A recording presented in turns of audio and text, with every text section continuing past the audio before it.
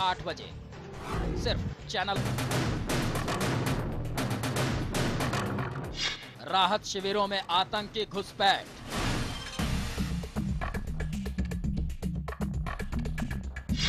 मुजफ्फरनगर पर लश्कर की नजर। आईएसआई के निशाने पर कई शहर। पाकिस्तान की जहरीली साजिश। देखिए रात 9:30 बजे सिर्फ चैनल 1 पर।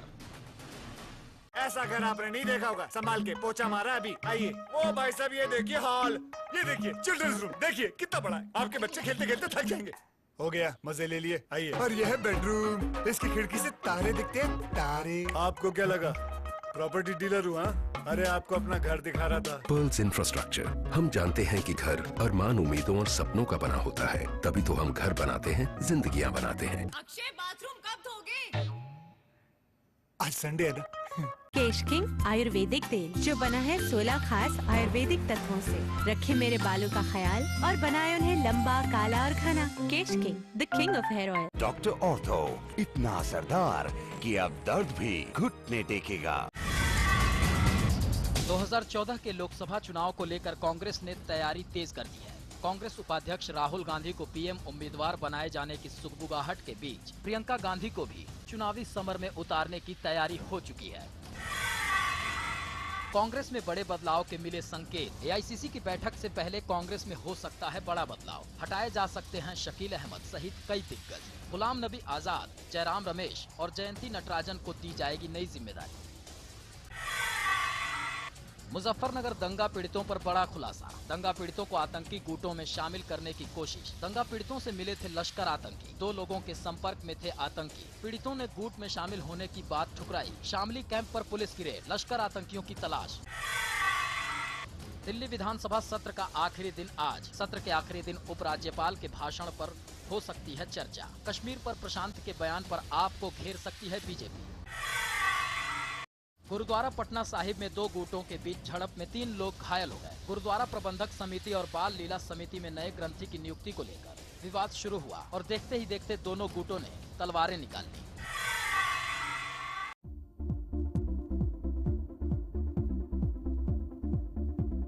नमस्कार, खास बातों का स्वागत है।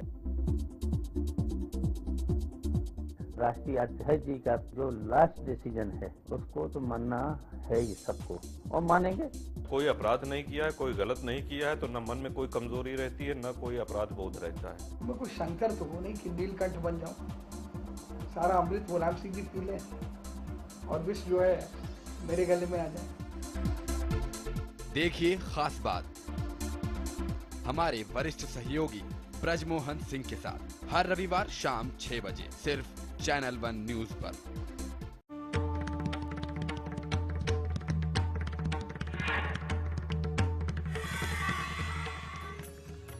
नए साल में कैसे बदलेंगे आपके सितारे? कैरियर में कैसे मिलेगी कामयाबी? कैसे चमकेगा आपका कारोबार? कैसी होगी आपके सितारों की चाल? बताएंगे पूरा हाल। देखिए किस्मत कनेक्शन मेरे साथ, रोज सुबह 9:30 बजे सिर्फ चैनल 1 पर।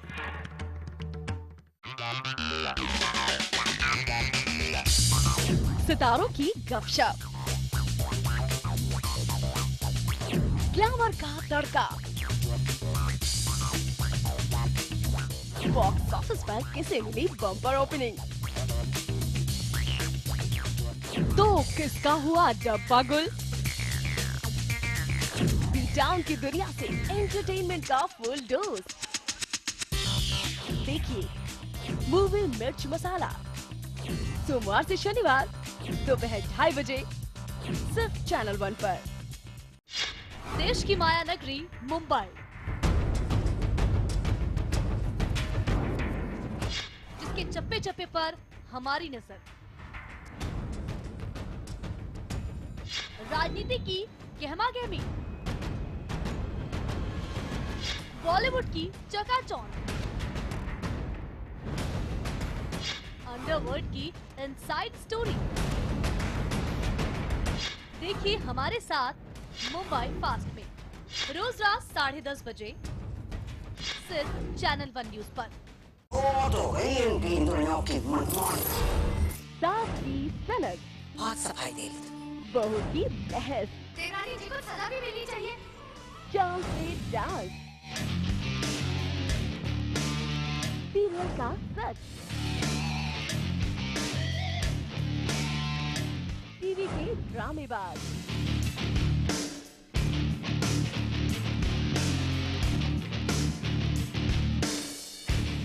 सबकी पोल खुलेगी आज से, अभी से।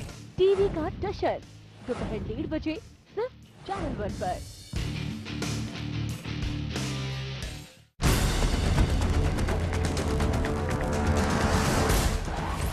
यूपी के 75 जिलों का पूरा हाल,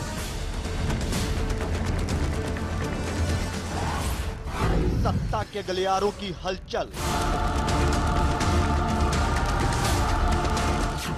यूपी स्पेशल देखिए रोजाना शाम 6 बजे सिर्फ चैनल 1 न्यूज पर। खबरों में एक कदम आगे। राजनीति के बदलते चेहरे, सत्ता का नया समीकरण,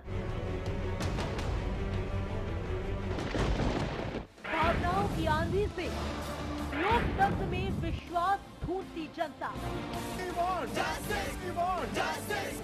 खबरों की असल हकीकत पर जिम्मेदारी की साख,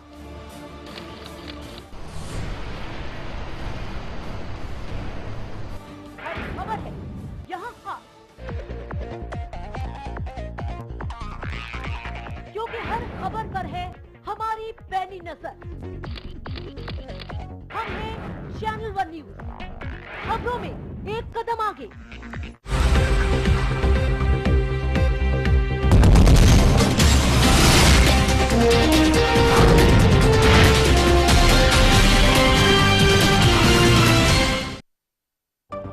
हेडलाइंस के प्रायोजक हैं केश किंग आयुर्वेदिक तेल, the king of hair oil.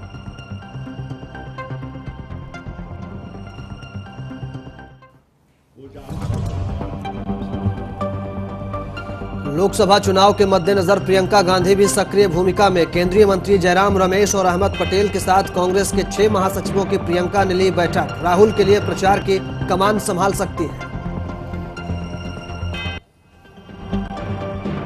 Muzaffarnagar दंगा पीड़ितों पर बड़ा खुलासा, दंगा पीड़ितों को आतंकी गुटों में शामिल करने की कोशिश। शामली कैंप पर पुलिस की रेड, लश्कर आतंकियों की तलाश। मध्य प्रदेश के उज्जैन में लगाई गई धारा 144, 2 पक्षों के बीच हुई थी झड़प। पुलिस पर पथराव के बाद पुलिस ने किया लाठीचार्ज।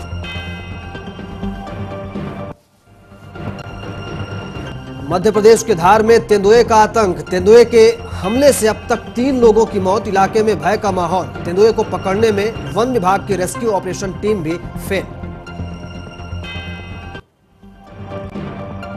और फिर से बोरवेल में फंसी एक मासूम की जान। चुरू में 2.5 साल का बच्चा गिरा बोरवेल में। प्रशासन मासूम को बचाने की कवायद में जुटा।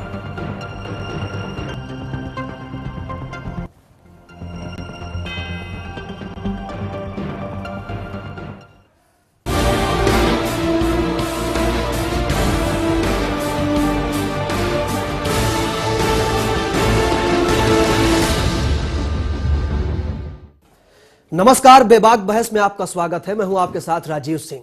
मुजफ्फरनगर के दंगा पीड़ितों के लश्कर के संपर्क में होने की बात को पुलिस ने भी अब कबूला है। दिल्ली पुलिस के स्पेशल सेल के सीपी एसएन श्रीवास्तव का कहना है कि कुछ आतंकी जो हैं, लश्कर आतंकी, वो दंगा पीड़ितों के संपर्क में थे। इनमें लश्कर आतंकी शामिल हैं। उन्होंने किसी का भी हालांकि नाम नहीं लिया है।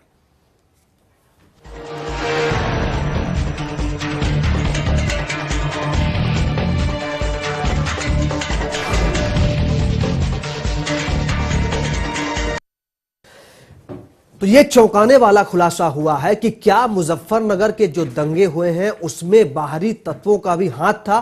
खासकर जिस आईएसआई लोगों के जिक्र की बात राहुल गांधी ने कही थी और अब आतंकी कनेक्शन जो सामने आ रहा है, इसमें कितनी गंभीरता है। देखिए ये रिपोर्ट, बेबाक बहस में बातचीत करेंगे इसी मसले पर।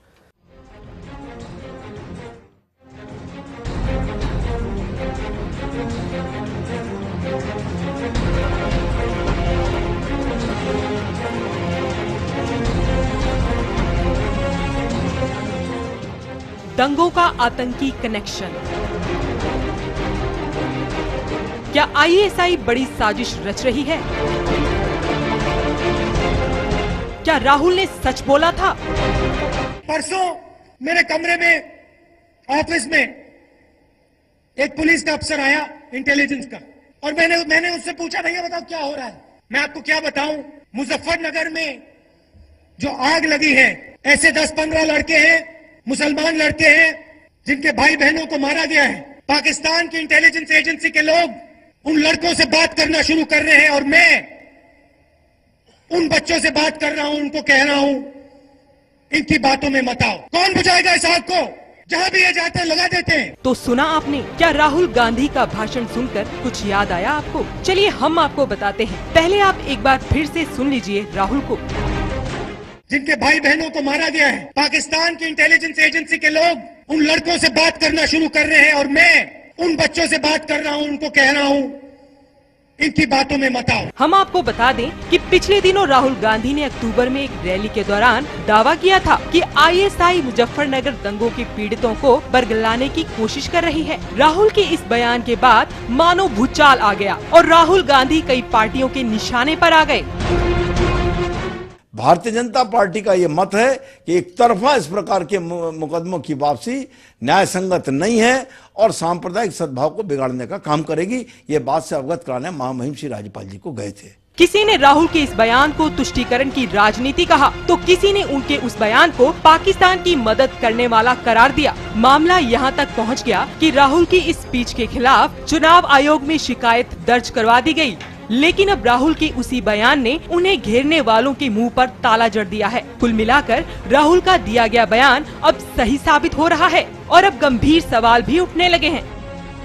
तो क्या राहुल का बयान एकदम सही था? क्या राहुल के बयान के बाद ही एजेंसी हरकत में आई? क्या राहुल के बयान को यूपी सरकार ने गंभीरता से लिया? दरअसल दिल्ली पुलिस की स्पेशल सेल के हत्थे चढ़े लोगों से पूछताछ में चौंकाने वाली जानकारियां सामने आई हैं। सूत्रों के मुताबिक लश्कर की नजर मुजफ्फरनगर के दंगा पीड़ित उन युवकों पर थी जो पहले से ही हालात के मारे हुए थे। असल में लश्कर इन युवकों को अपने संगठन में शामिल करने की फिराक में था।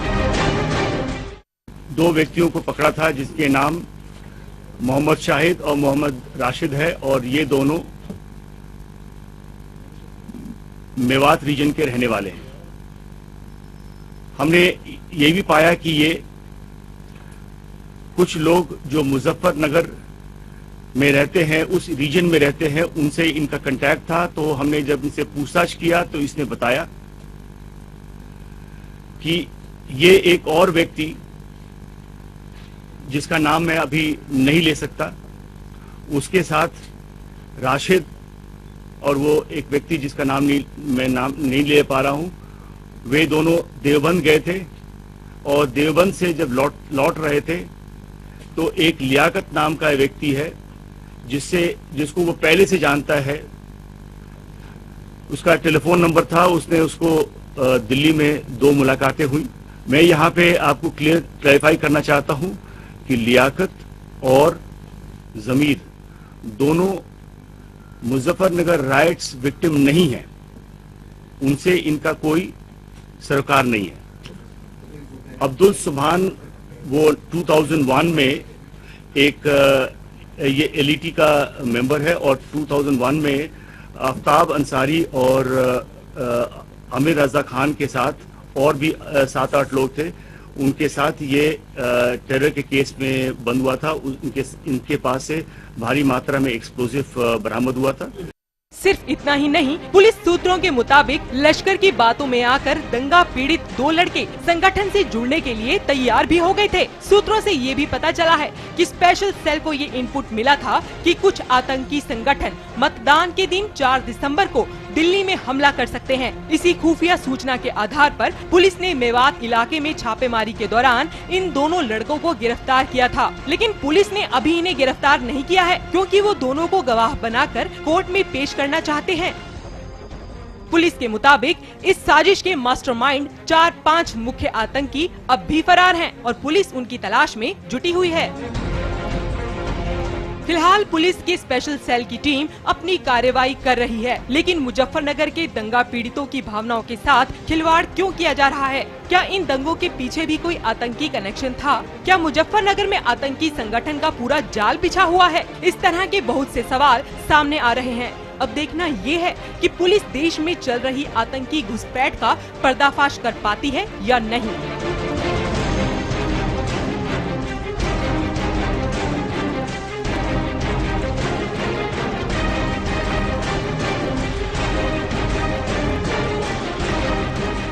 के कैंपों में आतंकी घुसपैठ ने प्रशासन को कटघरे में खड़ा कर दिया है। यूपी सरकार पर भी कई सवाल उठ रहे हैं और खुफिया एजेंसियों पर भी। लेकिन सबसे बड़ा सवाल ये है कि यूपी में आईएसआई और लश्कर-ए-तैयबा जैसे आतंकी संगठन अपने कारनामों को अंजाम देकर सफलता हासिल कर रहे हैं। कैमरामैन सतीश वर्मा के साथ मनु लखोत्रा, अंकित और आर के रावत की रिपोर्ट, चैनल न्यूज, दिल्ली।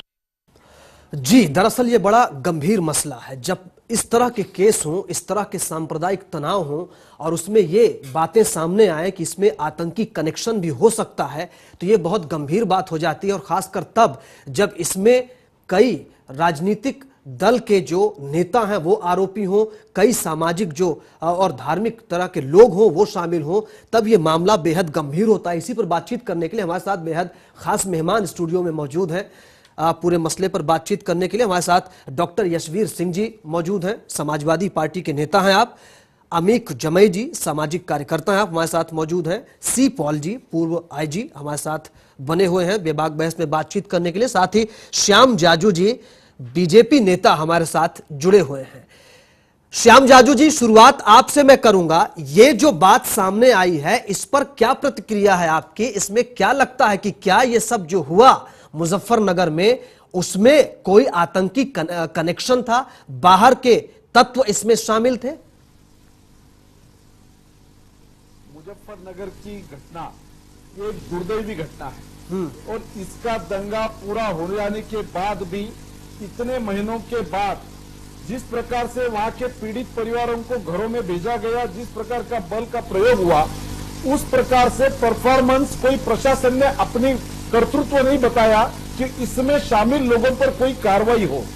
जिस प्रकार का पहले 1-2 महीने पहले जब राहुल जी ने बयान दिया था, इसके मतलब उनके पास कुछ इंफॉर्मेशन थी, पर उन्होंने वो इंफॉर्मेशन का उपयोग कर उचित कार्रवाई करने के बजाय पब्लिक मीटिंग में उसका पॉलिटिकल माइलेज लेने की कोशिश की।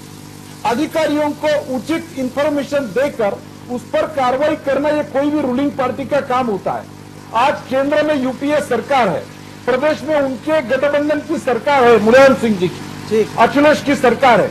उनके द्वारा कार्रवाई करने के बजाय उन्होंने जिस प्रकार से पब्लिकली बयान दिया, ये कोई रिस्पॉन्सिबल राजकीय नेता नहीं। लेकिन जब ये बयान आया था राहुल गांधी का, श्याम जाजू जी, तब तो आप लोगों ने भी आपत्ति जताई थी कि ये बयान कहां से आया, राहुल गांधी माफी मांगे, इस तरह के कोई तत्व कहीं शामिल नहीं है। तो अब जब इस तरह की जब बातें होती हैं, तब वहां पर राजनीतिक दल या फिर आप जैसे लोग पार्टी लाइन से थोड़ा ऊपर उठ करके सामाजिक हित में क्यों नहीं सोचते हैं? नरेंद्र मोदी जी ने राहुल गांधी के बयान पर रिएक्ट किया था। आज भी उनके बयान मेरे ध्यान में है, आप वो बाइट निकाल के देखिए। नहीं, आपकी पूरी पार्टी ने रिएक्ट किया। राहुल गांधी जी के पास राहुल गांधी जी के पास इस प्रकार के कोई सबूत है तो वो उसको पेश करे और उचित अधिकारियों को बताए। इस प्रकार की इंफॉर्मेशन पब्लिक मीटिंग में बोलने की बात है क्या? अगर आपके पास कुछ है तो, और वो इंफॉर्मेशन होते हुए भी आपने कुछ कार्रवाई नहीं की, ये कोई रिस्पॉन्सिबल पॉलिटिकल लीडर का काम नहीं है। क्यों नहीं की कार्रवाई? ये हमारा उनको सवाल है। अगर आपके पास सबूत थे, आपके पास इंफॉर्मेशन थी, तो उसका उपयोग क्यों नहीं किया? इसके खिलाफ उत्तर प्रदेश सरकार ने जो एक वहाँ के मौलाना जिन पर इस प्रकार के आरोप थे उनको अपने स्पेशल हेलीकॉप्टर से लेकर लखनऊ में लेके गए और उनकी मेहमानवाजी करी और हमारे एमएलए को जेल में रखा। नहीं ठीक है, उस पर हम आएंगे। हमारे एमएलए आपके एमएलए नहीं होता श्याम जाजू जी, हमारे एमएलए आपके एमएलए नहीं होते हैं। इन सब मसलों पर, उस मुद्दे पर बहुत बातचीत हो चुकी है, मैं आऊंगा उस पर। हमारे साथ डॉक्टर यशवीर सिंह जी भी हैं, समाजवादी पार्टी नेता। डॉक्टर यशवीर सिंह जी, क्या लगता है कि ये बात अब जब सामने आ रही है राहुल गांधी के बयान के समय या उससे पहले इस तरह के शक थे और इनको नजरअंदाज किया गया? देखिए, नजरअंदाज तो नहीं किया गया था, लेकिन इन चीजों को बहुत ज्यादा पब्लिकली कहना भी ठीक नहीं राजनीतिक तौर पर।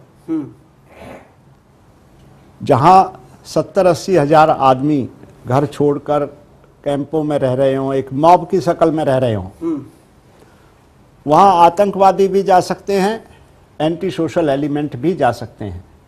बहुत सारी घटनाएं हुई हैं जो एंटी सोशल एलिमेंट ने की, उसमें मुस्लिम बच्चे भी थे। ठीक है, मैं उसी जिले का रहने वाला हूं, एक कैंप में गया हूं, बहुत सारी घटनाएं मेरे नॉलेज में, लेकिन उनको टेलीविजन अखबार में कहने से कुछ मसला हल होने वाला नहीं। हमें हल करना है उस समस्या को जिस समस्या से लोग उसी समस्या की हम बात कर रहे हैं। क्या इन समस्याओं पर उस दिन भी मैंने हैं? पहले भी आपके चैनल में कहा था कि मैं ये नहीं कहता कि नहीं होंगे आतंकवादी वहां जा सकते हैं, क्योंकि इस तरह का माहौल है और आतंकवादी अगर जा सकते हैं और इस खबर पर संवेदनशील होना, अलर्ट होना, ये कई बातें इसमें आती हैं। जी, तो क्या लगता है कि सरकार, जब सरकार की जिम्मेदारी को लेकर के देखा जाए तो क्या इन चीजों को नजरअंदाज किया गया? नजरअंदाज तो नहीं किया गया, लेकिन समस्या दूसरी इतनी बड़ी थी उनके रिहेबिलिटेशन की, उनके इंतजाम की, इसकी कि सारी पुलिस व्यवस्था, सारा एडमिनिस्ट्रेशन उनको उन सारी समस्याओं में उलझा रहा, बजाय इसके कि इसी एक एंगल के पीछे जाए। लेकिन जो बात हुई है वो आज खुलकर के सामने आ गई कि आतंकवादी लोग ने वहाँ नौजवानों से संपर्क किया। ये पहले भी स्पेकुलेटेड था, आज भी उसका उदाहरण सामने आ गया। जी, अब तो गिरफ्तारी भी हुई है इसमें, बाकायदा दिल्ली पुलिस ने गिरफ्तारी भी की है। अमिक जमाई साहब, मैं सीपॉल जी आपके पास आऊंगा। अमिक जमाई साहब, क्या लगता है आपको सामाजिक तौर पे सोशल स्ट्रक्चर जो है हमारे हिंदुस्तान का, खासकर जब हम उसकी बात करते हैं और इस तरह के जब सांप्रदायिक मसले आते हैं और जब इस तरह के बाहरी कनेक्शन उसमें जुड़े हुए दिखते हैं, क्या लगता है कि क्यों ये बातें होती हैं और कहां पर कौन सी चूक हो जाती है? देखिए, दो चीजें तो बहुत साफ है कि इस देश के युवराज राहुल गांधी ने जो कहा था कि वहां पर कोई आतंकवादी कनेक्शन है, यशवीर जी भी उसी बात को एंडोर्स करके समाजवादी कांग्रेस दोनों एक राय बना रहे हैं कि हाँ, आतंकवादी मुजफ्फरनगर में आसपास में रह रहे हैं, उनका साया वहां पर है। दूसरी बात, स्पेशल सेल के दावों में कितनी सच्चाई है। आपने 16 केसेस दिल्ली के, सिर्फ और सिर्फ दिल्ली के 16 केसेस में 12 साल के बाद, 16 साल के बाद, 18 साल के बाद लोग रिहा हुए हैं। अभी जल्दी का आप केस ले लीजिए, लियाकत अली शाह का केस, ये कह रहे थे लश्कर तैयबा का, अलकायदा का, वो पता नहीं न्यूक्लियर वेपन लेके आ रहा है, कौन सा हमला करने वाला है। पता ये चला कि जम्मू एंड कश्मीर की जो सरकार थी, वो जो उसकी रिहेबिलिटेशन की पॉलिसी थी, उसके तहत उनको इस देश में लाया गया था। तो ये तो जो इनका दावा है दिल्ली पुलिस के स्पेशल सेल का, हाँ, तो मतलब इस दावे पर शक है, गरीब है, इस दावे पर अभी शक है आपको, पुलिस के इस दावे पर अभी शक है आपको? बिल्कुल। और ये कौन लोग मेरे पास किस मकसद से आए थे, इस पर अभी जल्दबाजी होती है। मेरे पास जो सूचना आ रही है, ये जो 2 मस्जिद के जो इमाम है मेवात के, ये लोग अपने रीजन में हिंदू भाइयों के साथ मिलकर गौ कशी के खिलाफ पिछले 2 साल से आंदोलन चला रहे हैं, जिनको ये आज कह रहे हैं कि लश्कर तैयबा के ये लोग रिक्रूट किए हुए लोग हैं।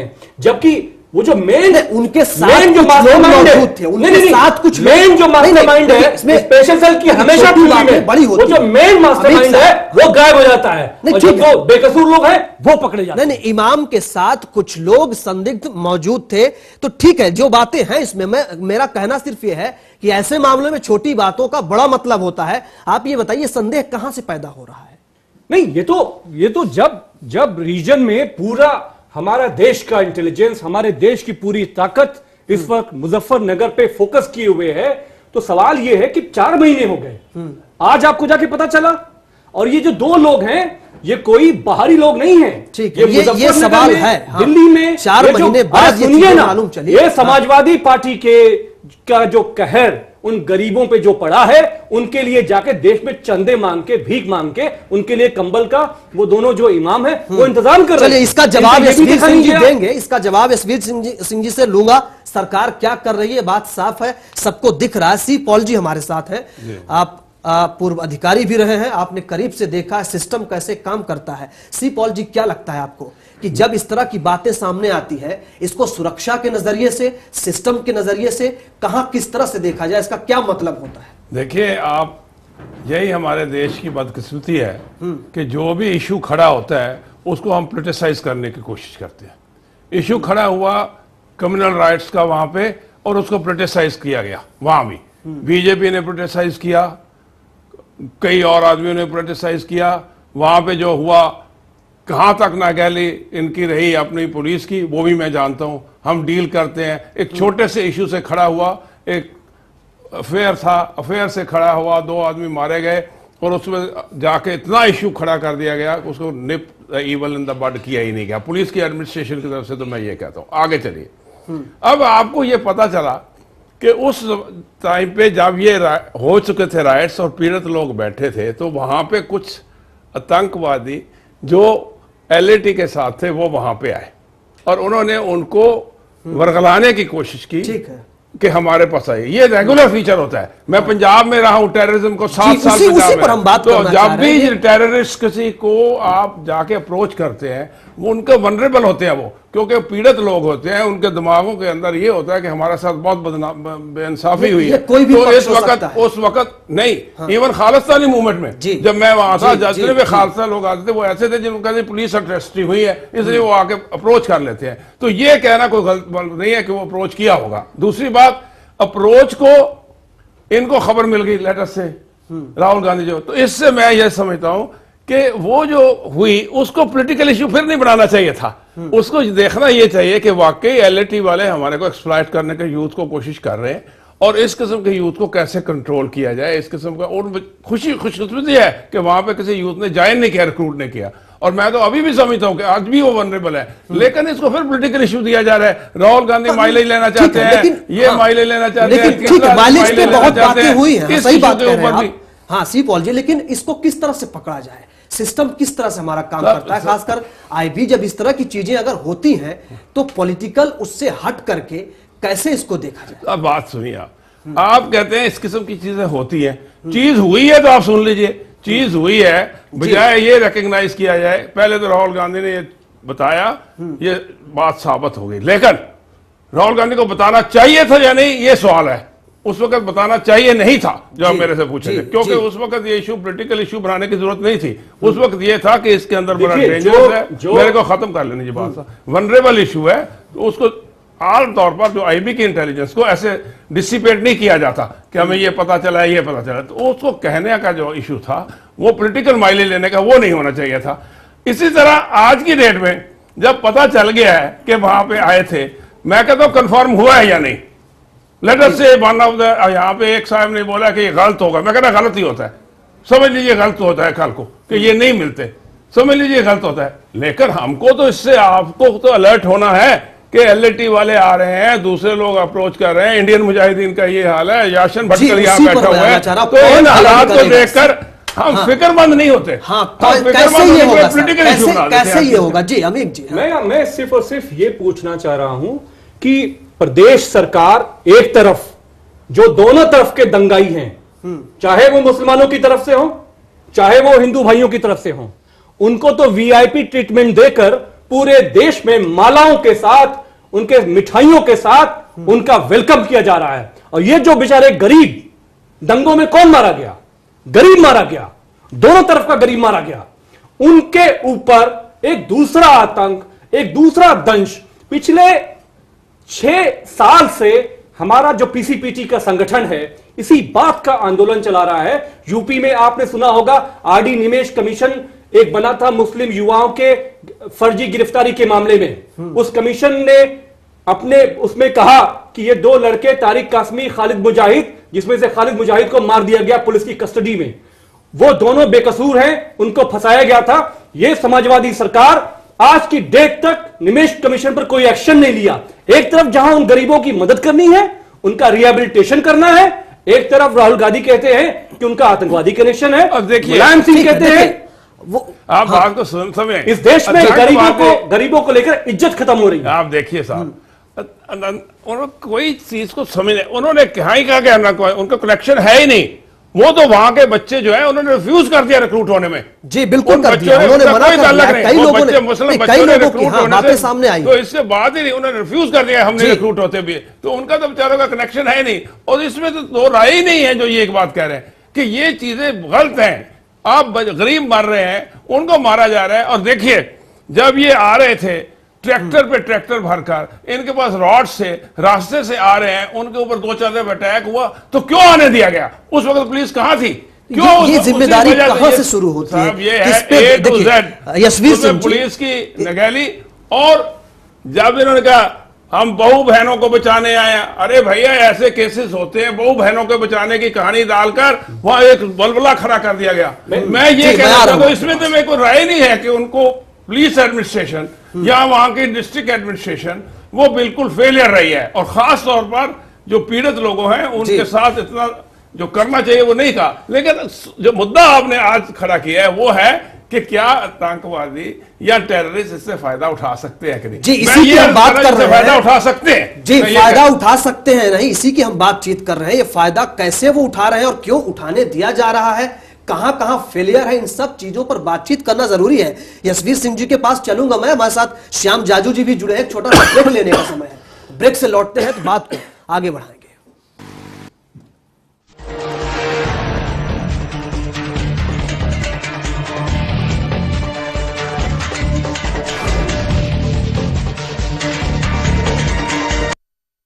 ऐसा घर आपने नहीं देखा होगा, संभाल के पोछा मारा अभी। आइए, वो भाई साहब ये देखिए हॉल, ये देखिए चिल्ड्रंस रूम, देखिए कितना बड़ा है। आपके बच्चे खेलते खेलते थक जाएंगे। हो गया, मजे ले लिए। आइए, और यह है बेडरूम, इसकी खिड़की से तारे दिखते हैं, तारे। आपको क्या लगा प्रॉपर्टी डीलर हूँ? अरे आपको अपना घर दिखा रहा था। पर्ल्स इंफ्रास्ट्रक्चर, हम जानते हैं कि घर अरमान, उम्मीदों और सपनों का बना होता है, तभी तो हम घर बनाते हैं, जिंदगियां बनाते हैं। अक्षय बाथरूम कब धोगे? आज संडे है ना। डॉक्टर ऑर्थो, इतना असरदार कि अब दर्द भी घुटने टेकेगा।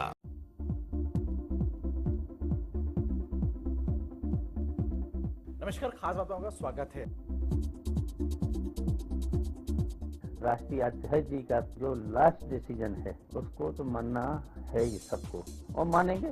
कोई अपराध नहीं किया है, कोई गलत नहीं किया है, तो न मन में कोई कमजोरी रहती है, न कोई अपराध बोध रहता है। मैं कुछ शंकर तो हूँ नहीं कि नीलकंठ बन जाऊँ। सारा अमृत मुलायम सिंह भी पी ले और विष जो है मेरे गले में आ जाए। देखिए खास बात हमारे वरिष्ठ सहयोगी ब्रजमोहन सिंह के साथ हर रविवार शाम 6 बजे सिर्फ चैनल 1 न्यूज पर।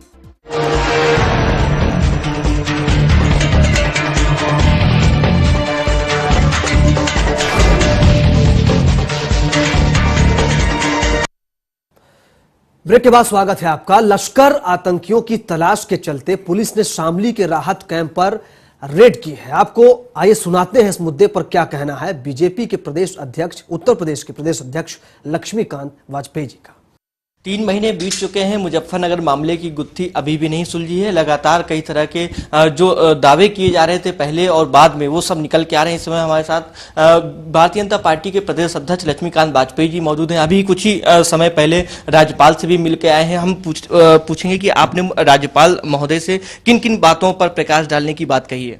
महामहिम श्री राज्यपाल जी से हमने सबसे पहला इशू जो उत्तर प्रदेश पावर कारपोरेशन, उत्तर प्रदेश सरकार के सह पर विद्युत दरों में वृद्धि करने जा रहा, उसके विरोध में हमने कुछ अपने तर्क रखे हैं और महामहिम श्री राज्यपाल जी से हस्तक्षेप का आग्रह किया है।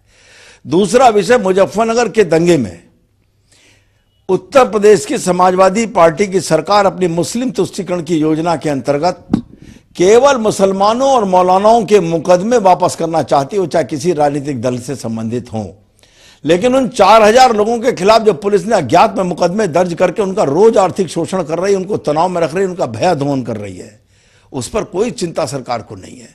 सरकार को उन्हीं धाराओं में उसी प्रकार की एफआईआर पर हिंदू नेताओं को के विरुद्ध जो मुकदमे दर्ज थे उनकी वापसी की चिंता नहीं है। भारतीय जनता पार्टी का यह मत है कि एक तरफा इस प्रकार के मुकदमों की वापसी न्याय संगत नहीं है और सांप्रदायिक सद्भाव को बिगाड़ने का काम करेगी। ये बात से अवगत कराने महामहिम श्री राज्यपाल जी को गए थे। एक दिल्ली पुलिस ने एक खुलासा किया है कि लश्कर तैयबा के वो मॉड्यूल का प्रयोग किया गया था, उस पर आपका क्या कहना है? राहुल गांधी ने इससे पहले भी इस तरह के बयानबाजी की थी। यदि लश्कर तैयबा के लोग मुजफ्फरनगर तक पहुंच गए तो फिर उत्तर प्रदेश की समाजवादी पार्टी की सरकार और दिल्ली की सरकार का इससे बड़ा फेलियर नहीं हो सकता। दोनों सरकारों को सत्ता में रहने का हक नहीं है। इनको चाहिए कि तत्काल सत्ता को छोड़ें और सरकार चलाने का इनको नैतिक और कानूनी हक नहीं। उधर मुजफ्फरनगर राहत कैंपों पर बड़ा खुलासा होने के बाद राजनीति भी गरमाने लगी। आइए आपको सुनाते हैं क्या कुछ कहा कांग्रेस के प्रवक्ता योगेंद्र त्रिपाठी ने। जिस तरह से इसका खुलासा हुआ है कि कुछ लोग लश्कर तैयबा के मुजफ्फरनगर दंगे में जो लोग प्रताड़ित हैं या जिनके परिवार के लोग मारे गए हैं उनसे संपर्क करने की कोशिश की है, उस सत्यता को प्रमाणित करता है जिसको काफ़ी पहले माननीय राहुल जी ने इस बात को कही थी कि दुर्भाग्य है कि इस देश में राजनीति की वजह से बहुत सारी चीज़ें पीछे छूट जाती हैं। लोगों ने जिस तरह से राहुल जी के बयान को तोड़ मरोड़ करके पेश किया, उस गंभीरता को कम करने की कोशिश की, इसकी जिम्मेदारी जवाबदेही भी उन नेताओं के ऊपर जाती है। चलिए, हमारे साथ सभी मेहमान मौजूद हैं। श्याम जाजू जी के पास चलना चाहूंगा, बीजेपी नेता हमारे साथ हैं। श्याम जाजू जी, बड़ी बात इसमें यह है कि जिन लोगों से संपर्क किया गया या जो संदेह है कि आतंकियों ने संपर्क किया, वहां पर दंगा पीड़ित जो हैं राहत कैंपों में, उन्होंने मना कर दिया, उन्होंने साफ तौर पर इनकार कर दिया। यह बहुत बड़ी बात है कि उन्होंने किसी भी आतंकी संगठन के बहकावे में आने की कोशिश नहीं की और उन्होंने साफ तौर पर मना कर दिया। यहां पर मेरा कहना सिर्फ यह है, सवाल सिर्फ यह है कि राजनीतिक दल राजनीति छोड़ करके ऐसी कौन सी कोशिश करने वाले हैं जिससे कम से कम ऐसे तत्व फायदा ना उठाएं ऐसे मौकों पर। सवाल आपका ठीक है, वाजिब भी है। मेरा सवाल आपको है, इस प्रकार के संगठन जो काम करने वाले हैं वो पीड़ित परिवारों तक वहां तक पहुंचते कैसे है? वो अपना प्लान कैसा बनाते हैं? वहाँ के लोगों को भड़काने का काम करते हैं, इतनी हिम्मत वो करते हैं। और वहाँ की सरकार का प्रशासन इतना ढीला है, इतना दुर्मूल रवैया उनका है कि वो इस पर कोई कार्रवाई नहीं करते। नहीं तो आप लोग क्या वो माहौल क्रिएट करते हैं? श्याम जाजू जी, सिर्फ आरोप लगाने से काम नहीं चलता है। सांप्रदायिकता देश की दुखती रग रही है और सबको पता है। ये सभी राजनीतिक दलों ने उस दुखती रग पे हाथ रखा है अपना वोट बैंक सीधा करने के लिए। आप सीधा ये बताइए, आप माला पहनाएंगे आरोपियों को? नहीं, आप अपने हितैषियों को माला पहनाएंगे? मोदी जी रैली करते हैं, माला पहनाते हैं दंगे के आरोपियों को। ठीक है, जब दोषी होंगे तो आप दूसरों पर आरोप लगाते हैं। क्या ये माहौल नहीं बिगाड़ता है? आपकी हिम्मत नहीं है, आप अभी भी बोल नहीं रहे। जिस मौलाना को सरकारी प्लेन में बिठाकर लखनऊ में ले जाया गया, उस पर 4 केसेस है, उस पर दंगे फैलाने के केसेस है, उन्माद फैलाने का केस है, 144 का उल्लंघन का केस है, उन्होंने दंगे भड़काए हैं, उनको स्पेशल प्लेन। और जो 2 MLA सुरेश राणा और संदीप सोम को जेल में भेज रहे हैं, उन पर कोई कार्रवाई नहीं है। नहीं, ठीक है, सबकी बातें होती है यहाँ पर। यशवीर सिंह जी, आप जवाब देना चाहेंगे? श्याम जाजू, पूरी बात बोली देंगे। ठीक है, मैं आता हूँ आपको। यशवीर सिंह जी, क्या नहीं आतंकी संगठनों की हिम्मत क्यों होती है? मैं जी, ये कहाँ रुकेगी राजनीति? बात का जवाब दे दूं जी। क्या बीजेपी की सरकार के दौरान आतंकी हमले नहीं हुए? पार्लियामेंट तक हमले हुए। आतंकी इस देश में आज से नहीं आ रहे, जब से देश आजाद हुआ तब से आ रहे हैं। नहीं, उनका जवाब दीजिए। नहीं, आप बात घुमा रहे हैं। नहीं, बात नहीं, मसला ये है कि वो जब ये कह रहे हैं, ये बात सही भी है कि कई आरोपियों के साथ आप नजर आते हैं। आपने कहा कि अल्पसंख्यक नेताओं के खिलाफ एक खबर ये आई कि क्या केस वापस ले जा सकते हैं। इससे पहले गोरखपुर ब्लास्ट का उदाहरण है सर। नहीं, आप नहीं बच सकते। आज सुबह अखबार में मुख्यमंत्री जी खंडन कर चुके कि मुस्लिम नेताओं के खिलाफ जो ये खबर आई है कि मुकदमे वापस लिए जा रहे हैं, ये गलत है। उससे पहले गोरखपुर ब्लास्ट वालों के जो आरोपी हैं उन पर क्या किया आपने? ठीक है, निर्दोष कोई भी हो, कहीं भी कुछ वो फंसना नहीं चाहिए। लेकिन क्या ये एक मुश्त वोट बैंक को अपने अपने अपने हित में करने के लिए नहीं होता है? ये सारी चीजें इन चीजों से जुड़ी है जो मुजफ्फरनगर में हो रहा है। यशवीर जी, आ रहा हूं मैं आपके पास। मैं मानता हूं, लेकिन उसमें भी गोरखपुर दंगे में जो लगा था सरकार को कि ये निर्दोष लोग इसमें साथ है, केवल उनके खिलाफ हुआ जिनके तो ठीक है, आप अपने ही सिस्टम पे उंगली उठा रहे हैं जो काम कर रहा है। कोर्ट ने फिर डिनाई कर दिया इस खबर को कि आप ऐसे नहीं कर सकते। मुजफ्फरनगर में जो दंगे हुए उसमें कहीं ना कहीं सिस्टम की चूक रही है, ये मानना पड़ेगा। इतना आप मान रहे ईमानदारी से? अगर सिस्टम की चूक ना रही होती तो दंगे इतने ना फैलते। बिल्कुल, ये बहुत ज्यादा सिस्टम की कमी रही है साहब। वहां पे 144 इम्पोज किया गया और तब मीटिंग्स हो रही हैं वहां पे ये देखिए, जब इतनी बड़ी बात होती है, आपको पता है कितनी सेंसिटिव इलाके हैं ये। बीजी साहब और सारे ऑफिसर्स वहां पे ऊपर से हवाई जहाज से देख के आते हैं। अरे भाई 144 इम्पोज किया हुआ है और वहां मीटिंग्स हो रही हैं। उसके बाद आप देखिए, जहां के स्टूडेंट्स थे, 2 स्टूडेंट हिंदू स्टूडेंट जहां मारे गए, उनके स्टडी जहां होती थी पढ़ाई, वहां पे जाके अरे जहां मरे वहां नहीं, जहां पे बवेला खड़ा किया गया कि ये मार दिए। और उसमें कौन प्रेजेंट थे? वहां पे बीजेपी के एमएलए प्रेजेंट थे, भारतीय किसान यूनिट के आदमी थे, और समाजवादी पार्टी ने कुछ कहने, उनके किसी एडमिनिस्ट्रेशन ने गिरफ्तार ही नहीं किया। उसके बाद दूसरी बात देखिए कि 2 आदमी जो इन्वॉल्व थे, मैं कहता नहीं इन्वॉल्व थे या इन्वॉल्व थे, उसकी बात बाद में, लेकिन अपेरेंटली 2 एमएलए इन्वॉल्व पाए गए और उन एमएलए को आप स्टेज पे लाकर ऑनर करते माला पहनाते हैं। It means what? It is clearly an indication inside the criminal elements. मैं आ रहा हूं यशवीर जी। बहुत ही साफ सी बात, वो सारे लोग जो दंगों को दोनों तरफ से भड़काने में पूरी तरह से मुलविस हैं, जो भागे हुए हैं, उनकी बात तो छोड़ दीजिए। जो टेलीविजन पे हमको आपको नजर आ रहे हैं, संगीत सोमजी हो या कादिर राणा जैसे लोग हों, ये प्रदेश के कादिर राणा ना प्रदेश के मुसलमानों को रिप्रेजेंट करते हैं, और संगीत सोम ना सेकुलर जो हिंदू भाई हैं वेस्टर्न यूपी के, ना उनको रिप्रेजेंट करते हैं। इन दोनों को प्रदेश सरकार ने वीआईपी ट्रीटमेंट देकर पूरे प्रदेश में छोड़ रखा है कि ये जाकर दंगों को और भड़काएं, आपको और ये लोग और तेज करें। इन लोगों के खिलाफ एक्शन क्यों नहीं हुआ? सिर्फ इतनी बात बता दें। श्याम जाजू जी, जी बताइए। संगीत सोम को अरेस्ट किया गया, लखनऊ में अरेस्ट किया गया, कोर्ट से जमानत लेके आए हैं। रही दूसरी बात राणा की, वो ठीक है, एक नहीं 20-30 लोग स्टेज पर थे जिन्होंने भड़काऊ भाषण दिए, उनके खिलाफ अभी जो सांप्रदायिक शक्तियों से हाथ मिला के 2014 में सरकार नहीं बना पाएंगे आप। सरकार देखिए बनती रही है, सरकार ठीक है, इसमें पॉलिटिकल स्टंट तो है यशवीर सिंह जी। इंपॉर्टेंट चीज है आवाम बचे, आवाम कैसे आगे बढ़े, तरक्की करे, आवाम में कैसे शांति रहे, सद्भावना रहे, वो महत्वपूर्ण है। लेकिन फिर सरकार इन चीजों को क्यों नहीं समझती? जब पार्टियों के घोषणा पत्र में ये हो कि नहीं हम खिलाफ उनके मुकदमे वापस लेंगे, कौन लोग हैं, ठीक है, निर्दोष जो हैं वो फंसने नहीं चाहिए, वो सही बात है, लेकिन क्या वोट बैंक की मंशा इसमें नहीं होती है? ये सारे जो माहौल बनते हैं वो एक दिन के नहीं होते हैं कि अचानक सब कुछ हो गए, ये माहौल पैदा किए जाते हैं। देखिए, बाबरी मस्जिद से लेकर आज तक जितने दंगे हुए या उससे पहले हुए, उनमें एक राजनीतिक लोगों का अपना दृष्टिकोण रहा है और उसका नतीजा भुगतते आए हैं। तो ये राजनीतिक बात यह है कि तुष्टीकरण या दृष्टिकोण जो है, अब वो दृष्टिकोण की बातें हम करते हैं, उनका दृष्टिकोण ये रहा है।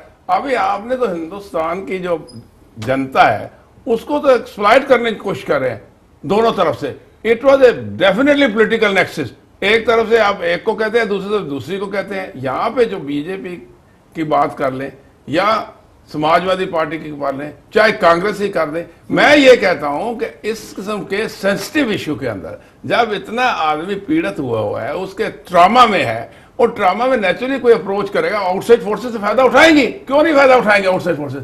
आप उस ट्रॉमा को ठीक करने के बजाय आप आदमियों को हार पहना रहे हैं जो आदमी उसमें इन्वॉल्व थे। उस ट्रॉमा को ठीक करने पे आदमी जो इसको आग को सुखा रहे हैं, उनको आप गिरफ्तारने को घूम रहे हैं जगह जगह के अंदर।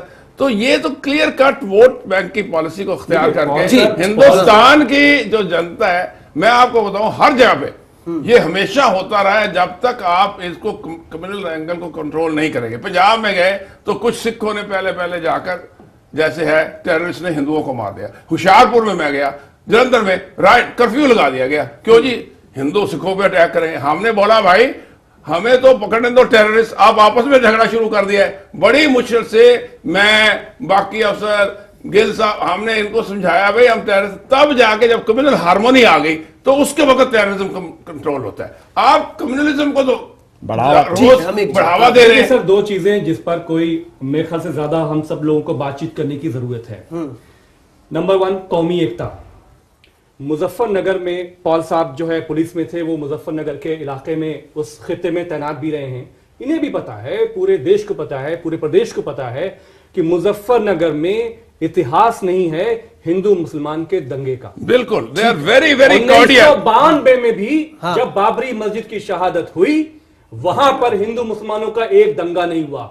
वो जो कौमी एकता टूटी, वो सबसे बड़ी बात हमारी आपकी होनी चाहिए कि उस पर चर्चा करें। और नंबर 2, उसी पर चर्चा होनी चाहिए इसमें सर। और वो गरीब लोग, वो सैकड़ों हजारों जो दलितों से बदतर जिंदगी आज मुजफ्फरनगर शामली जी, श्याम जाजू जी आ रहा हूं आपके पास। मजबूर कर दिए गए हैं, उसके लिए कौन जिम्मेदार है? श्याम जाजू जी बताइए। मुजफ्फरनगर दंगा होने के बाद वहां के लोकल प्रशासन ने जो लोगों पर एफआईआर दर्ज की थी, जो गुनहगार पकड़े गए थे, उनको आधी रात में किसने छोड़ा? उनको छोड़ने का फोन जिस आजम खान जी का आया, उसके बारे में हम चर्चा नहीं कर रहे। वो गुनहगारों को छोड़ दिया, उनकी एफआईआर कैंसिल की, और वो अधिकारी जिनको ये छोड़ने के लिए मजबूर किया, उनका आधी रात में ट्रांसफर कर दी, उनको शिफ्ट कर दिया। प्रशासन अगर ऐसा चलेगा, ऐसा ढुलमुल रवैया रखेगा, इस प्रकार का मुस्लिम तुष्टिकरण करेगा, तो दंगे भड़केंगे नहीं तो और क्या होगा? ठीक है सी पॉल जी, मैं एक्शन लेने से इस प्रकार के काम नहीं होगा। इसके बारे में हम चर्चा नहीं कर रहे।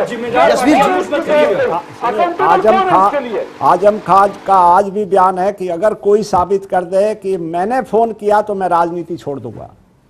श्याम जाजू जी सुन रहे हैं? आज ही उनका बयान है कि अगर कोई साबित कर दे कि मैंने किसी को फोन किया, आधी रात को छोड़ दे, कोई फोन कौन साबित करेगा? सरकार तो आपके, आप कौन साबित करेगा? मैं साबित करने जाऊंगा नहीं, या फिर सिपॉल जी तो साबित करने आप जाएंगे नहीं, या अमित जी सरकार आपकी करिए साबित। नहीं, ये सब हाइपोथेटिकल है। क्या साबित हो सकता है कि अपने नेता के खिलाफ जिस तरह से मान लिया जाए? कैसे एजम्पशन कर लिया कि उनका? ठीक है, एजम्पशन ठीक है, नहीं होना चाहिए, तो एजम्पशन लेकिन साबित कौन करेगा? लेकिन दूसरी बात एक और है, दूसरी बात एक है जो केसेस वापस लेने की अभी बड़ा इसमें प्रोग्राम में जिक्र चला है। पॉल सर पुलिस में है, ये जानते हैं, कानून के भी जानकार हैं, कि जो यूएपीए के एक्ट के जो केंद्र का एक्ट है, इसके अंदर जो भी निर्दोष युवक जिनकी हम सब लड़ाई भी लड़ रहे हैं, जो फंसे हुए हैं, उनके केसेस को प्रदेश सरकार विड्रॉ नहीं कर सकती।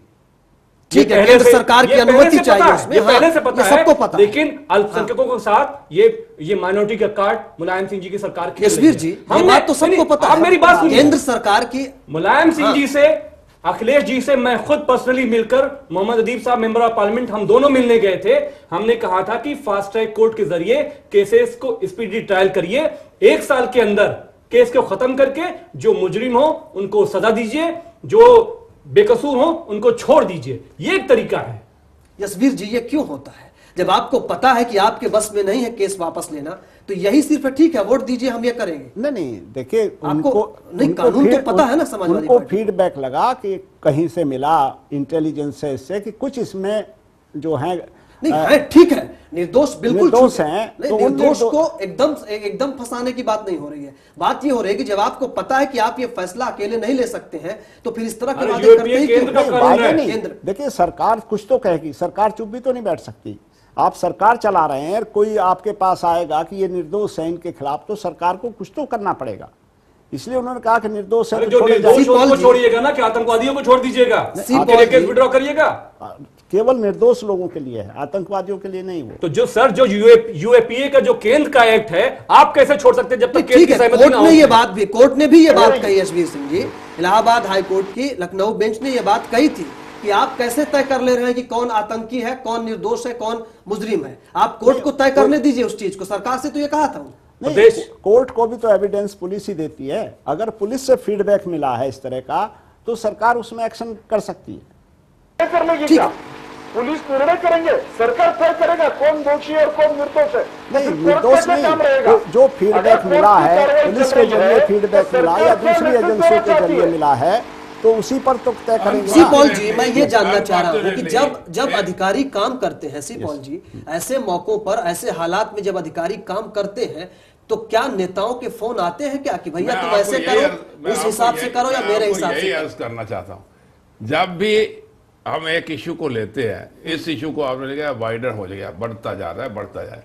आप कहते हैं आपको पुलिस से फीडबैक मिलती है। मैं ये सवाल करना चाहता हूं कि आज तक पुलिस को इंडिपेंडेंस ही नहीं दी गई, कितने साल हो गए, और इसके बाद यहाँ पब्लिक लिटिगेशन किया गया।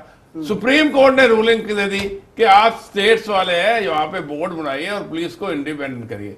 आज तक 2 स्टेट्स के अलावा किसी ने उसको जवाब ही नहीं दिया। It is catching dust, supreme court के आर्डर हो। तो जो डीजी है, जो आईजी है, they have to go ultimately by the unless, मैं तो समझता हूं कि बिल्कुल उनको अकड़ के रहना चाहिए। हम 1 साल में 2 ट्रांसफर करो, हम कहते हैं 10 ट्रांसफर कर लो, हम नहीं रहेंगे। तो ये बात है, हर आदमी ऐसे नहीं कर सकता, उसके अपने हालात होते हैं।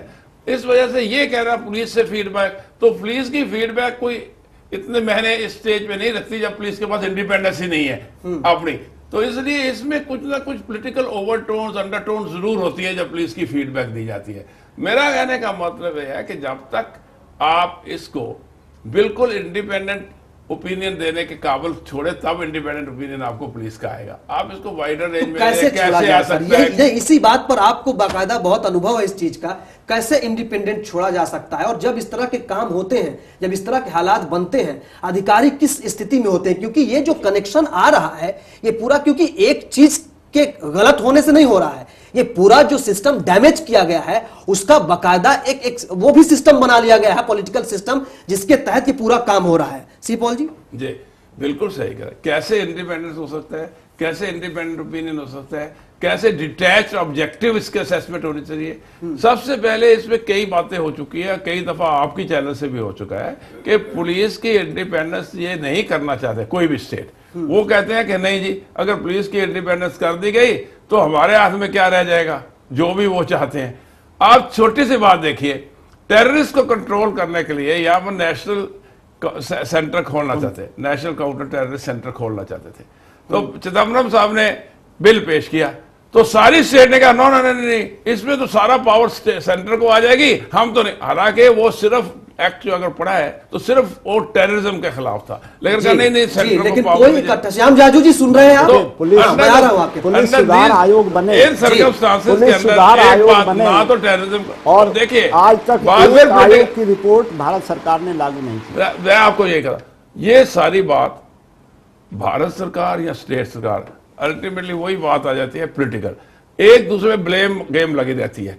सेंटर ने जितनी, मैं पुलिस कमीशन के साथ एक स्टेट पे बैठा रहा, जब पुलिस कमीशन की रिपोर्ट हमने सेंटर से सारी स्टेट्स को भेजी, दे आर ऑल कैचिंग 10 साल हो गया किसी ने। उसके बाद public litigation Prakash Singh UP के डीजी रहे, उन्होंने यहाँ की, उसको सुप्रीम कोर्ट ने रूलिंग दे दिया, यहाँ तक यहाँ इंडिपेंडेंट। आज तक किसी स्टेट ने उसको इंप्लीमेंट नहीं किया।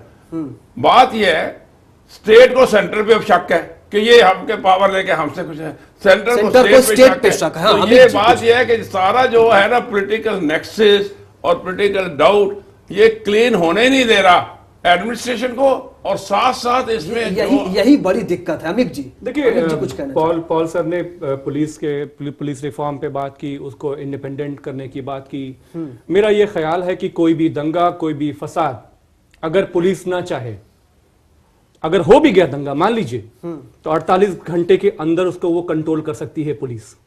लेकिन जब तक हमारे पुलिस अफसरान को, चाहे वो आईएएस हो चाहे वो आईपीएस हो, जब तक ये प्रदेश सरकार में हर समाजवादी नेता के पीछे 4 हमारे जो गार्ड बेचारे जो आम आदमी के लिए लगने चाहिए, उनकी सेवा के लगने चाहिए, वो उनके पीछे घूम रहे हैं, तो सुरक्षा होगी कहां से? और नंबर 2, जब तक करना चाहता हूं, आपकी कितनी पुलिस है? हमारी जो रेशो है 1 लाख पॉपुलेशन के अंदर 111-12 हत्तुल 122 तक का है। तो बाहर की जो इसको पता आधी भी नहीं है, जो हमने सैंक्शन है 250 से ऊपर है। हमारी रेशो आज की स्टेट में पुलिस की रेशो पब्लिक पॉपुलेशन से हाफ है, जो सैंक्शन के खिलाफ।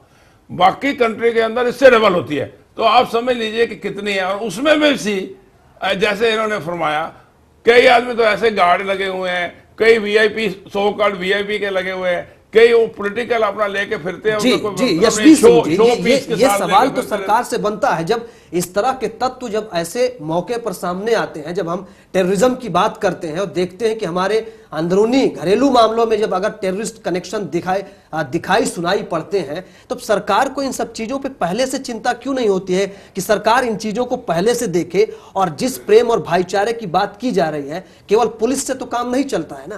देखिए, जहाँ तक प्रश्न है, आदरणीय मुलायम सिंह से ज़्यादा भाईचारा फैलाने वाला शायद हिंदुस्तान में कोई नेता होगा। ये तो श्याम जाजू जी बताएंगे।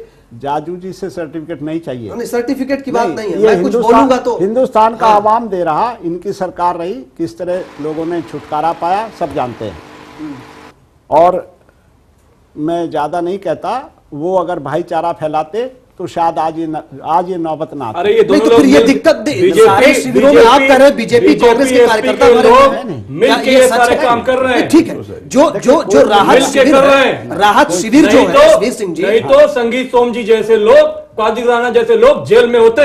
यशवीर सिंह जी, सेकुलरिज्म को लेकर उनका यशवीर सिंह जी, मुलायम सिंह जी का बयान है ये कि जो राहत शिविर है उसमें कांग्रेस बीजेपी के कार्यकर्ता भरे हुए हैं। ये बात कहां से कह दी आपने? ये आप लोगों को घर नहीं पहुंचा पा रहे हैं, उनको सुरक्षा नहीं दे पा रहे हैं। सुरक्षा सरकार का मुखिया और पार्टी का अध्यक्ष इस तरह की बात है। उनको फीडबैक मिला और डिस्ट्रिक्ट मजिस्ट्रेट ने बयान दिया कि रात को आकर के कार्यकर्ता इनको पैसे बांट रहे और ये कह रहे हैं कि यहीं बैठे रहो, मत जाओ, अपने घरों में मत जाओ। न्यूज़पेपर में भी छपा, डिस्ट्रिक्ट मजिस्ट्रेट ने बयान दिया, पुलिस ने ऐसे लोगों को पकड़ा भी कि जो रात में जाकर के कैंप में रह रहे लोगों को पैसे बांट का है कि यहाँ कुछ संख्या में हो सकते हैं, चलिए ये बात मानी जाती है, लेकिन क्या आपने खुद से निर्णय कर लिया कि ऐसा है और सबको जबरदस्ती खाली कर दिया? नहीं, सबको खाली नहीं करा रखे। देखिए, मैं उसी जिले का रहने वाला हूँ, वही राजनीति करते हैं और मेरा अब भी मानना है कि इसमें कम से कम जो अभी रह रहे हैं 25% लोग फर्जी हैं, जो गांव छोड़ करके ऐसे ही बैठे हैं। सर, गरीबों का मजाक मत उड़ाइए, मजाक नहीं उड़ा रहे हैं। मेरे साथ चलकर देख लीजिए। राहुल जी कहते हैं, राहुल जी कहते हैं गरीबी मानसिक स्थिति है। आप कहते हैं कि जो मुजफ्फरनगर कैंप में है वो बीजेपी और बीएसपी के और फलानी पार्टी के हैं। नहीं, लोग इंस्टिगेट, अरे मजाक उड़ा रहे हैं आप लोग। श्याम जाजू जी, गरीबों का मजाक उड़ा रहे हैं। श्याम जाजू जी, जब इस तरह के हालात होते हैं, ठीक है, ये एक मसला नहीं है। हाँ, जब बात होती है तो उसमें कई मसले निकल कर आते हैं। जब मैंने खुद देखा, मेरे गांव में कोई दंगा नहीं हुआ, एक आदमी ने किसी को, लेकिन गांव के लोग 10 आदमी जो बिल्कुल बेरोजगार थे, बेकारे थे, जाके कैंपों में बैठ गए। मैं खुद गया, तुम क्यों आ गए भाई गांव में, तुम्हें किसने कहा? मेरे सामने उठ के चले गए शर्माते। जी श्याम जाजू जी, सुन रहे हैं? इस तरह के लोग आप प्रतिक्रिया देंगे? तो आदमी कितना भी गरीब हो, वो अपने घर में जाना कभी भी पसंद करेगा। जब तक सरकार इस प्रकार का सुरक्षा का माहौल उनको देती नहीं है, उसको कॉन्फिडेंस नहीं है, वो वहां से कैसे जा सकता है? और मुलायम सिंह जी जैसे लोग इस प्रकार का बयान देकर सरकार को रिहा कर रहे हैं, सरकार की जवाबदारी टाल रहे हैं कि भाई वहां पर भाजपा और कांग्रेस के लोग बैठे हैं। इस प्रकार का बयान देकर सरकार की नीति और नियत में खोट है। पहले से इन्होंने इसी प्रकार के काम करके उत्तर प्रदेश की सुरक्षा व्यवस्था, उत्तर प्रदेश सबसे ज्यादा दंगे फसाद करने वाला स्टेट बना है। दुर्गा शक्ति नागपाल का केस इन्होंने कैसे हैंडल किया जी, इनको मालूम है ये रामनाथ कभी आएगा जी, ये मैसेज देना चाहते हैं मुसलमानों में कि हम आपके हैं, करता धरता हम है, हम आपको बचाएंगे, ये कहकर वोट बैंक की राजनीति करना चाहते हैं जी। हर बात पर अपनी राजनीतिक रूप ठीक है सर, ठीक है, सबकी नहीं, सब कुछ बड़ा, सब कुछ समझदार है, हर कोई जानता है इन चीजों को। सी पॉल जी समझ कमी, आखिर में एक बार फिर से हाँ उन्हीं सवालों, एक मिनट में जी, जो आदमी वहां पे कुर्सी पे बैठ जाता है उसके लिए कहा जाता है कि आपने ये किया वो किया। मैं कहता हूं बाबरी मस्जिद के टाइम पे किसकी गवर्नमेंट थी वहां पे, उस वक्त किसकी गवर्नमेंट थी? मैं बाबरी मस्जिद के अंदर 400 कंपनियां लेकर बैठा हूं, लेकर इजाजत नहीं दी गई उसमें डील करो। क्यों ना डील करो? क्योंकि ये तो सेंटर की पॉलिसी है, सेंटर आके डील करने का हमें आर्डर नहीं है, हम तो स्टेट पुलिस से डील कराएंगे। जब गिर जाती है फिर गवर्नर रूल इम्पोज करते हैं। तो मेरा कहना उस वक्त कौन सी गवर्नमेंट थी? ये जो है ना हमारा कम्युनल एंगल, मेंटल एंगल, एक